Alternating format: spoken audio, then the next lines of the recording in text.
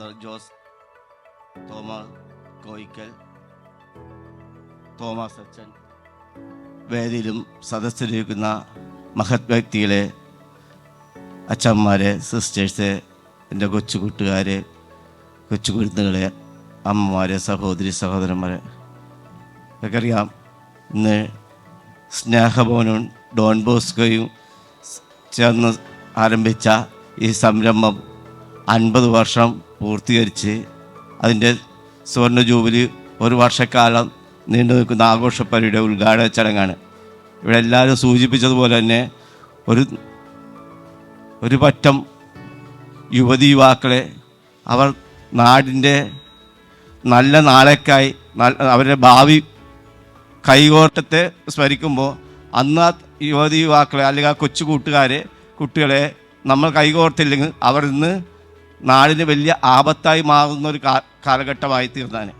അതിനെല്ലാം മാറ്റിമറിച്ചുകൊണ്ട് ഇങ്ങനെ സ്നേഹഭവനും അതുപോലെ തന്നെ ഡോൺ ബോസ്കോ കൊച്ചിൻ കോർപ്പറേഷൻ കീഴിൽ സ്നേഹഭവനും ഡോൺ ബോസ്കോയും കൈകോർത്ത് നമ്മുടെ ഒരു നല്ലൊരു തലമുറയെ വളർത്തിയെടുക്കാൻ നമുക്ക് സാധിച്ച്, ആരും ഒരുമില്ലാത്ത അതുപോലെ പല രീതിയിൽ ഒറ്റപ്പെട്ട് കഴിയുന്ന യുവാക്കൾ നമുക്ക് നല്ല രീതിയിലേക്ക് വളർത്തിയെടുക്കാൻ സാധിച്ച ഡോൺ ബോസ്കോയെ ഈ അവസരത്തിൽ നമുക്ക് 50 വർഷം പിന്നിടുമ്പോൾ ഈ 50 വർഷം നമ്മൾ ചെയ്ത കാര്യങ്ങൾ നമ്മുടെ മനസ്സിലൂടെ ഓർന്നു പോകുന്ന ഒരു ഘട്ടം കൂടിയാണ്.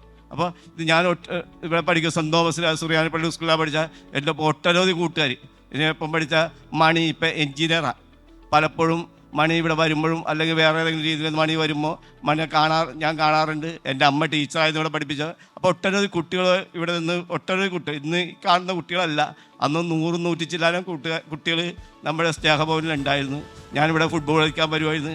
അങ്ങനെ ഒട്ടനവധി കാര്യങ്ങൾ ഞങ്ങൾ ഇവിടെ കാണാറുണ്ടായിരുന്നു. അതുപോലെ ഞങ്ങൾ ഒട്ടനവധി കൂട്ടുകാരുമുണ്ട്. എന്നാൽ അവരെല്ലാം നല്ല രീതിയിൽ വാർത്തെടുക്കാൻ, നല്ല സമൂഹത്തിൽ നല്ല യുവതീവാക്കളായി വളർത്തിയെടുക്കാൻ ഡോൺ ബോസ്കോ സ്നേഹഭവൻ സാധിച്ച് തുടർന്നും അവരെ വരുന്ന കുട്ടികളെ നല്ല രീതിയിലേക്കുള്ള നല്ല സമൂഹത്തിൽ നല്ല യുവതീവാക്കളാക്കി വളർത്തിയെടുക്കാൻ കഴിയട്ടെ എന്ന് ആശംസിച്ചുകൊണ്ട് ഈ സുവർണ്ണ ജൂബിലി എല്ലാവിധ ആശംസകളും നേർന്നുകൊണ്ട് നിർത്തുന്നു. നന്ദി, നമസ്കാരം.